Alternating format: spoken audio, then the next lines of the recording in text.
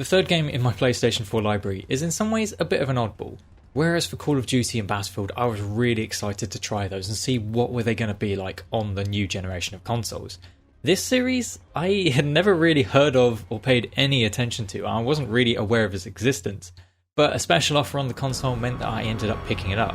So it'll be interesting to see how this compares to the games that I really was excited to play. And I'll be covering all of that as I revisit Killzone Shadowfall.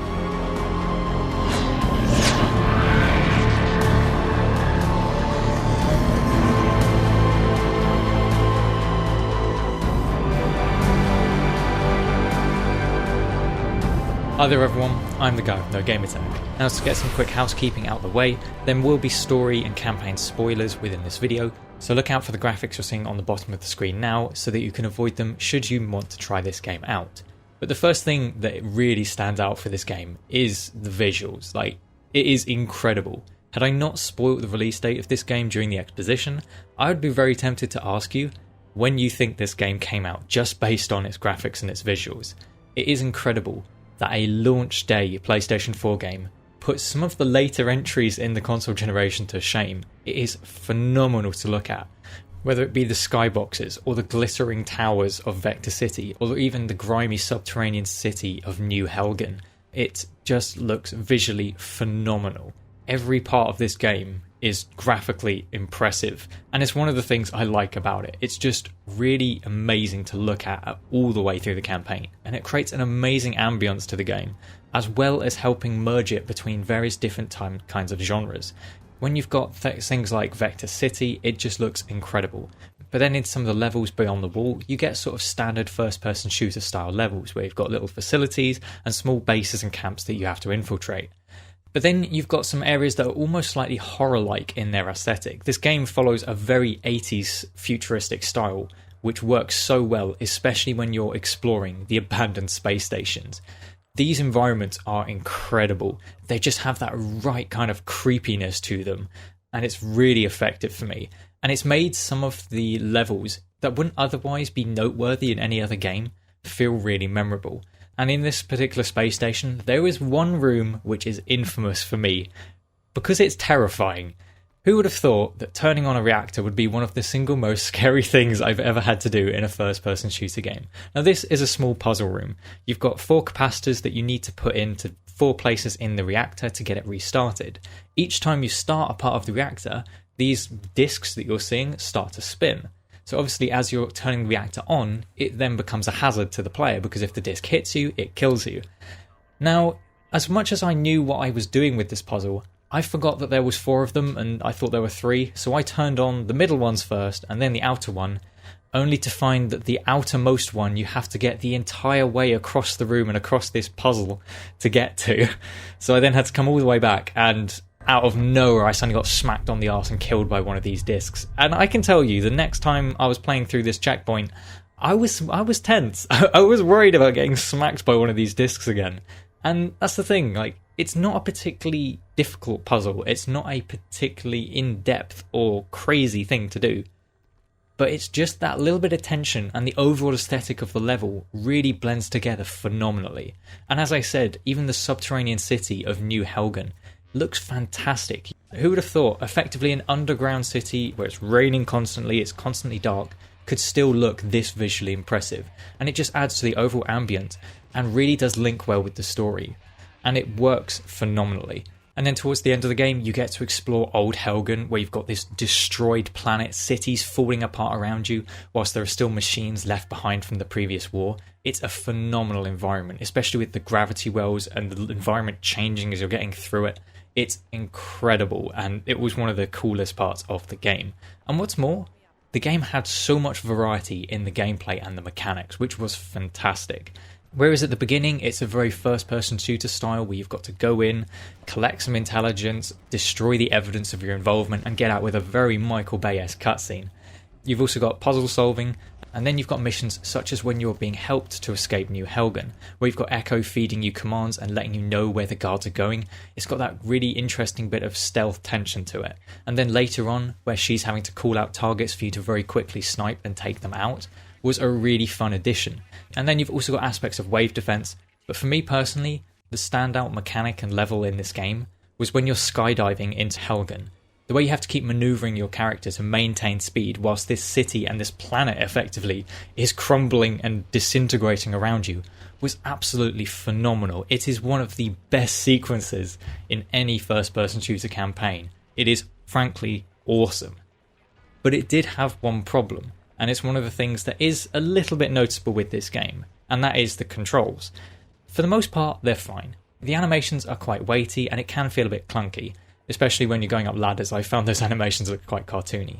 But for this one particular section, whilst it is possibly the most awesome section in the entire game, the main problem was, for whatever reason, the controls got remapped for this one section. So obviously, as a first-person shooter, you've got your right stick on a controller is for your aiming, and your left stick's for movement. But for some reason, in this one section alone, all of the controls get put onto the left stick, and as far as I could tell, the game never notifies you of that. So I was spent for about 4 or 5 attempts just looking at the sky, and in fact you'll see in this particular playthrough, I was still looking at the sky for half of it, because I hadn't worked out that I needed to just use the left stick. It was really unintuitive the way it changed the controls, and that is one of the problems this game has had. But overall, the variety of mechanics and the overall environment design of this game is phenomenal. And it really is top notch. You've got so much variety in them, and they've all got a very clear feeling and ambience to them. It is phenomenal, and it really helps add to the story of the game, which has had some mixed opinions that I've encountered. For me personally, I loved it. I thought it was a fantastic story. It starts out with Lucas losing his father while he tries to escape to Vector City. He's then raised and cared for by Sinclair, who becomes his commanding officer and father figure. In trying to capture the bloody sadistic weapon scientist Massar, he encounters Echo, who starts to reveal that Sinclair isn't entirely telling Lucas the truth, and his guardian and overall mentor might not be quite the person he thought he was. This followed by the terrorist attack, which finally gives Sinclair the opportunity to portray the Vectans as the victims. After being sent to New Helgen to try and eliminate the terrorists, Lucas gets captured and then gets to have more direct interaction with the game's alternate protagonist, Echo, where Lucas suddenly finds out that the Helghast people pretty much have nothing. They're mostly living in slums, and most of them have absolutely nothing. He suddenly begins to develop some empathy for the Helghast, which Sinclair wants to eradicate, and it absolutely infuriates him. And you start to get this divide between what Sinclair wants and what he wants Lucas to want, and Lucas starting to see things for what they really are, rather than just for what Sinclair tells him. This becomes a real central theme of Lucas's character development, up until the point where he chooses to side with Echo rather than Sinclair. This takes him all the way to New Helgen, where he eventually eliminates Tyrion, and then has to go after Stahl. Unfortunately, Sinclair is too far gone and wants only a war, which Lucas and Echo are trying to stop, leading to the surprise climax of Sinclair killing Lucas. This overall was a really well developed story. It starts out with Lucas following Sinclair's every order and every command, and demonstrating how Sinclair has filled that void of a father figure after losing his father trying to escape to Vector City.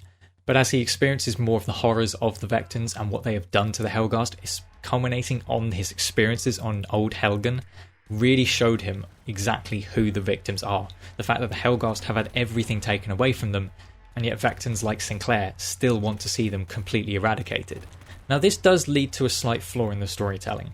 The main thing is that the game starts out with the Terrorcide, where the Vectans destroy Helgen. The problem is, it never gave any exposition as to why that war started in the first place. I'm not sure whether it's because the game assumed that you'd played the predecessors and would understand it from that, or whether it was because it would later become thematic that the war is only going on because the two sides and two governments are unwilling to cooperate and they are just fueled by hate. It is fair to criticise and say that the game did lack some of the scope a game like it should, because at the end of the day, this is a completely fantasy space game. It probably should have a bit more lore for the introduction than it did. But overall, I do think it is okay on the basis that it was thematic. It is about Sinclair being furious that the Vectans had to give up some of their planet to the species they wanted to eradicate. The fact that they used to be the same species and yet are trying to just destroy each other.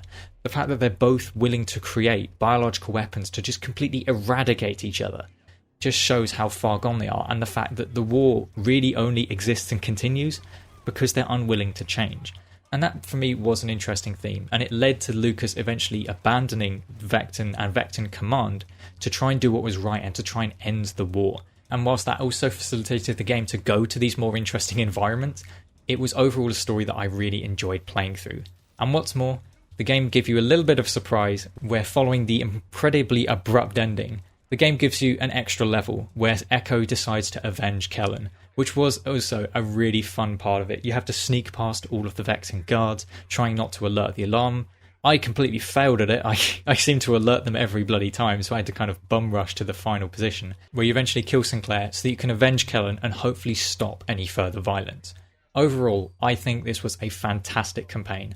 Whereas Battlefield and Call of Duty Ghosts were either disappointing or nothing special, this game had a really good single player. I really enjoyed it, and it did show me the quality that a first-person shooter can have in its single player. It had phenomenal variety, and as I said, incredible visuals all around. The AI of the game was also really decent. Even on lower difficulties, you can see that the AI are trying to flank you and trying to maneuver around what the player is doing, and it just made it the right sort of challenging, where it's interesting. Also, the friendly AI in this game actually do something. Mother of God. That was one of the biggest problems with a lot of shooters at the time. They had the fallacy that the first-person player must do everything. Thankfully, this game gave you useful, friendly AI, and it was so nice to have that for a change. But this game did also have a multiplayer section. It wasn't necessarily the thing for me. It did focus a little bit on abilities. You had one class that could put down a turret, another that could put down a bulletproof shield, and then you had a sniper class which could go invisible and have one-hit kill melees. But overall, the thing I didn't enjoy about it was that these abilities were quite oppressive to play against at times. The automated turret being the main offender, because whilst it doesn't lock onto players particularly quickly, the problem is that when it does, it kills you very quickly, and this thing has an astronomical amount of health. You can fire 2 magazines of bullets into this thing and throw a grenade at it, and it still won't be destroyed. And I found that especially on close quarters maps in like the team deathmatch modes, it would be a case that you would run to one corridor. Oh, there's a turret. Okay, I'll go the other way. Oh, there's a bulletproof shield there. Okay, I'll go down the middle lane. Oh, I've just been knifed by an invisible sniper character. And it did get a bit frustrating because it wasn't intuitive as on some levels as to how you could play around this. It felt like there wasn't anything you could do. I'll admit I'm a low-level character still. I never played the multiplayer in this game very much. There is an EMP ability, but I don't as yet know what it did, so I don't know if it would have helped or if it would have just been somewhat underwhelming. But it was nice to see that this, a launch day game on the PlayStation 4, still has a dedicated player base, and that you can actually still play it online in 2021. I found that was just quite wholesome. There's a lot of games that have been successful and dropped off to the point where you can no longer play them. But this one, a niche shooter, has just managed to capture a small audience which keeps it going year after year. I think that is fantastic. And what's more, to give credit to it, it works quite well. The networking seemed pretty stable and very consistent. You had good hit registration, and what's more, it did feel satisfying to go on a small kill streak. It was fun, but it wasn't quite my taste of multiplayer. I am glad for the people that still play it and still enjoy it that they can do so, but it wasn't something that I felt I really wanted to go back to. But overall, Killzone Shadowfall was, in my opinion, a fantastic game. Just for the campaign. It had amazing visuals that still puts a lot of games to shame. It had an interesting story which developed in a way that I really enjoyed, and it had some really great variety, from the puzzle solving to the first person shooter combat to the incredible action sequences the game had and breathtaking cutscenes. It was overall a fantastic experience that I really enjoyed. I think this is one of the underrated shooters of this generation. It's not necessarily going to be the most mass appeal, but for the campaign alone it's absolutely worth a play. And I'm really glad in the end that I did pick it up when I got my PlayStation 4. But I do hope you've enjoyed this revisit of Killzone Shadowfall. I had a lot of fun going back and playing it, and it was one of the things I really wanted to do this series for. This is a game I've wanted to talk about for a long time like this, but just never had the motivation or reason to do so. Whereas this series, where I go back and play pretty much all of my PlayStation 4 games, gave me that opportunity at long last, and I really have enjoyed it. But anyway, if you did enjoy it, please feel free to like and subscribe if you want to see more of this. I've been the guy with no gamer tag, and I'll see you on another video.